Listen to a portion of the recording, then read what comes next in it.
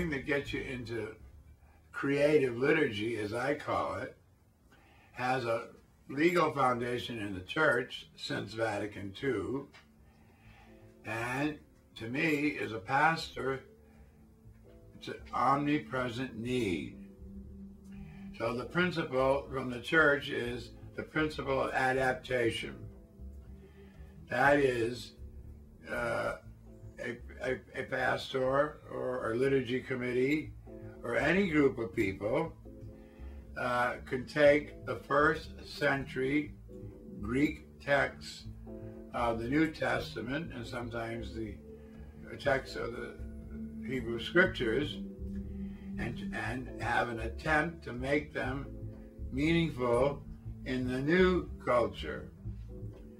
So adaptation means you can't fool around with, you can't touch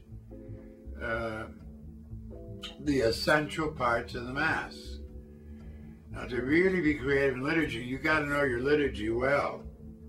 And I was lucky to have a next to insane, overly demanding, but wildly efficient and wildly knowledgeable professor of liturgy in the 2 years we had it at Christ the King Seminary at St. Bonaventure, New York. And we had to do term papers. It was a secondary subject, but his courses took more energy and time and paper writing than scripture, moral theology, dogmatic theology, and canon law put together. A liturgiologist of the first water, but so demanding, he was not well liked. I liked him for what he taught. One of the subjects I got was the Panuchis, that is the Easter Vigil Mass, the biggest Mass of the year, the most important, that was restored by Pius XII and John the 23rd, and their successors. I had to write a term paper on the Panuchis, the Easter Vigil ceremonies from the 9th to the 12th century in the Gallican liturgy, which was the local liturgy of the Franks, the German and French people of today. So that took a lot.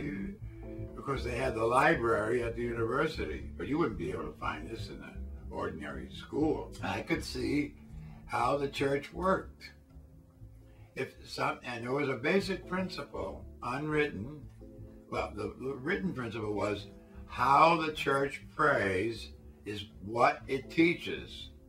It's such an intimate nexus, a transcendental relationship between liturgy and creed, if you want to call it creed, and the way we live our lives, our morality, our ethics, and our super ethics of following Jesus.